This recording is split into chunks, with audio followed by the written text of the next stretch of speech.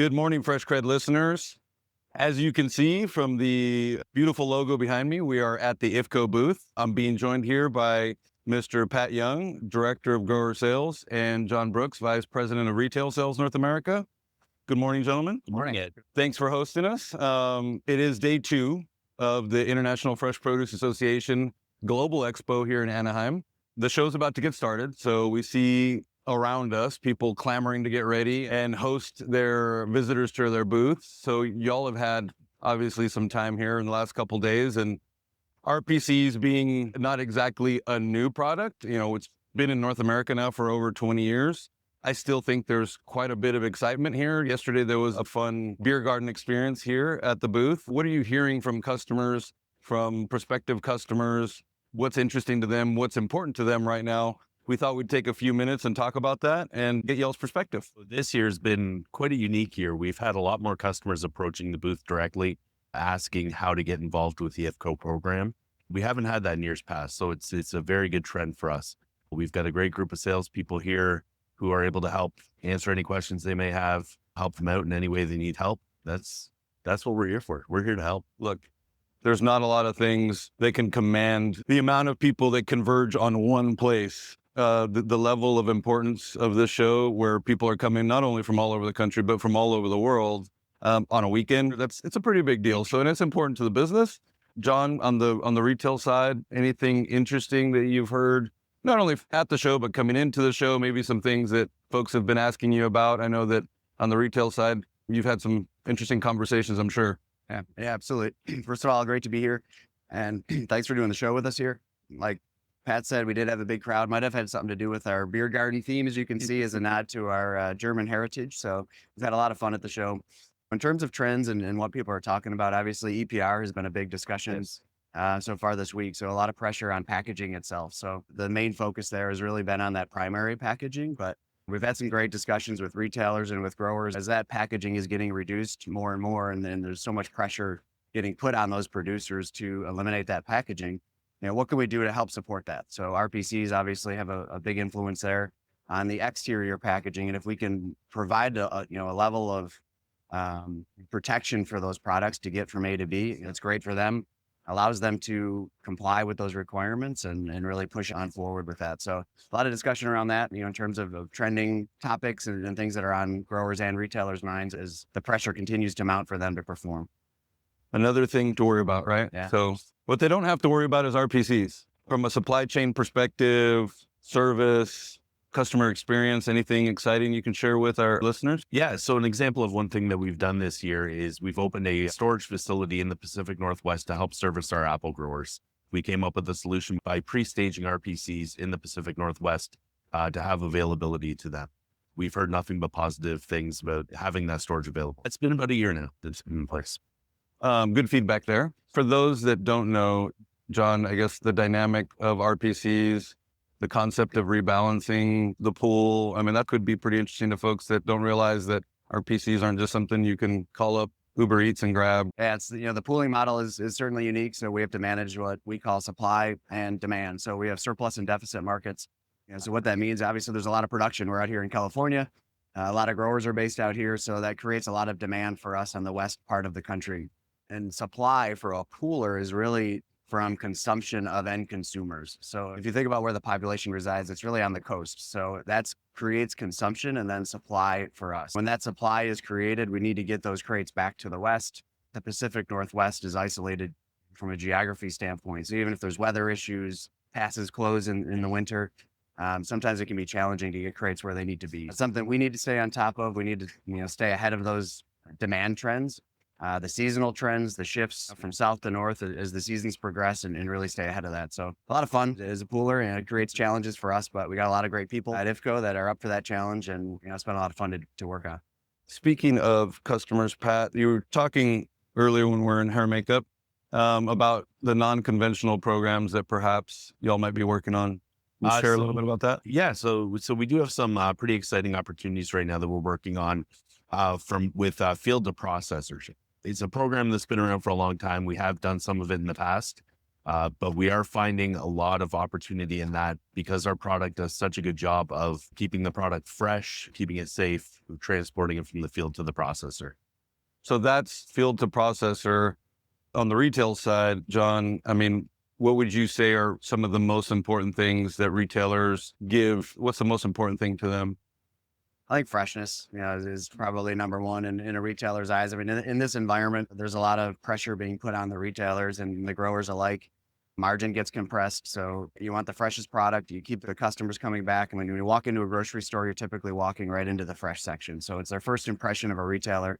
And we want to help them with that. And if you have the freshest product, our RPCs will help extend shelf life, create freshness for the product, and most importantly, reduce the shrink and damage that there's a lot of handling that happens in the supply chain. So if you can reduce that damage and keep the product safe going to the shelf and the end consumer, it'll sit on your shelf at home and on your counter and stay a lot longer. So that's really the name of the game for the retailers, is really improving and extending that shelf life presence that it has. Anything personally from a consumer standpoint? Here at the show, you've gotten to walk around, seen a lot of product. Obviously, working in the industry, you get to see a lot of product, both at the grower shipper level, at marketer level, and on the retail level. I mean, I know over the years, I've been to a lot of these shows back to the PMA days, pre-merger.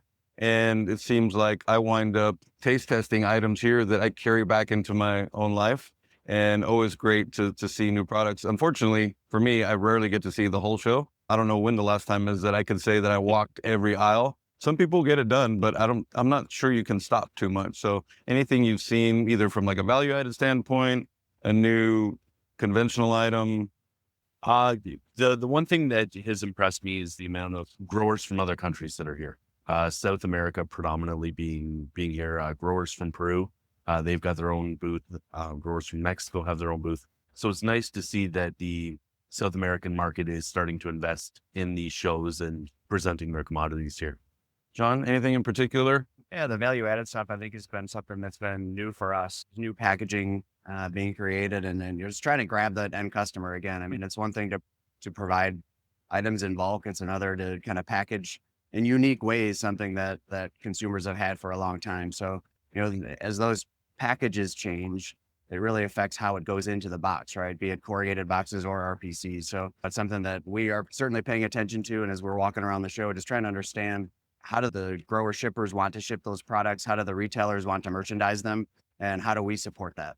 So it's been a lot of the conversation so far this week. Anything from the technology side that you'd share with the listeners as far as something that IFCO's working on or excited about or breaking through? Yeah, I think back to the freshness comment, right? I mean, everything comes back to freshness. The cold chain visibility, I think, is one of the most important things that we're working on. From an RFID perspective, we're also working on some unique technologies to help track from a case level. But supply chain visibility is going to win, right? I mean, if you can track those cases and you understand from field to shelf, where are your assets and where is that product? Is it going out of, cold chain or not, right? And if they can have that visibility and end up mapping that back and eliminating those opportunities, it puts a fresher product on the shelf and keeps consumers coming back. So Yeah, for sure. And from a supply side, again, using the digital tags that we do have on our RPCs, the RFID, we are able to know how many times those RPCs are turning, when they leave our service center and coming back to our service center. So it sounds like the possibilities are endless when it comes to the digital components, tracking, et cetera. So probably just scratching the surface at this point, right? I'm sure y'all are looking forward to more of that to come in the future. And as customers get interested, I'm sure they hear about digital and digital solutions, not knowing exactly what that means or what that could mean for them in the future. But just like everything we've seen over time, things improve and people are forced by their need and demand of their business to evolve. So we're excited to see what that brings to IFCO and in the future. And if I could add on that, I think as technology improves and the costs come down on the technology side, I mean, I think that's where you're going to see reusables really shine, right? So we're able to put a large investment into our pool that allows you to get that tracking that you wouldn't otherwise see on a single use asset, right? I mean, it's just not cost effective to put something like that on an asset that's going to end up being put into a landfill or destroyed. I think we're finally getting to that point where those lines are crossing and the investment we're making is really starting to shine through. So great opportunity for reusables and certainly happy to talk to the retailers about it. It's definitely on the top of their list. All right. So In full transparency, here at the Fresh CrEd, we talked about the good stuff, but what are some of the challenges that you're hearing from customers? I'm talking to the retailers this week, and it's no surprise to anyone, I don't think, but labor costs, right? I mean, labor costs are up.